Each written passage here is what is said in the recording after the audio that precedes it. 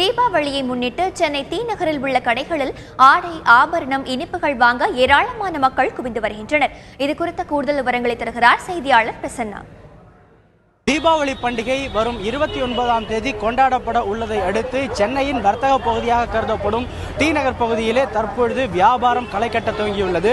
குறிப்பாக இந்த பகுதியில் தீபாவளியை முன்னிட்டு அதிக அளவில் வியாபாரம் நடைபெறும் என்ற காரணத்தினால் இந்த பகுதியின் காவல்துறையினர் ஏற்கனவே சில நாட்களுக்கு முன்பாகவே பல்வேறு முன்னெச்சரிக்கை நடவடிக்கையில் ஈடுபட்டுள்ளனர். குறிப்பாக டி நகர் பகுதி முழுவதும் ஒரு 225 கேமராக்கள், சிசிடிவி கேமராக்கள் அமைத்து அதன் மூலம் பல்வேறு பகுதிகளில் இருந்து காவல்துறையினர் தீவிரமாக கண்காணித்து வருகின்றனர்.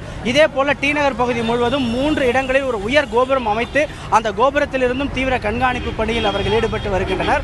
குறிப்பாக டி நகரில் உள்ள ரங்கநாதன் சாலையை 2 பகுதிகளாக பிரித்து ஒரு பகுதியில் பொதுமக்கள் செல்வதற்கும் இன்னொரு பகுதியில் இருந்து அவர்கள் வெளியே வருவதற்குமாக ஒரு ஏற்பாடானது செய்யப்பட்டுள்ளது. இதே போல காவல்துறை தரப்பிலே பல்வேறு வகையில் அறிவுறுத்தும் வகையிலே ஒலிபெருக்கிகள் மூலம் பொதுமக்களுக்கு எச்சரிக்கப்படுகிறார்கள்.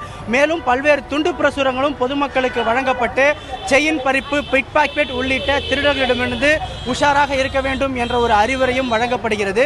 இவ்வாறு பல்வேறு நடவடிக்கைகளை தற்பொழுது காவல்துறையினர் மேற்கொண்டு வருகின்றனர். இந்நிலையில் தற்பொழுது லட்சக்கணக்கான மக்கள் இங்கே வியாபாரத்திலே, அதாவது தங்களுக்கான உடைகள், இனிப்பு, நகைகளை வாங்குவதில் தீவிரமாக ஈடுபட்டு வருகின்றனர். எனவே இன்றைய தினமும் நாளைய தினமும் டி நகரில் வியாபாரம் களை கட்டும் என்றே நாம் எதிர்பார்க்கலாம்.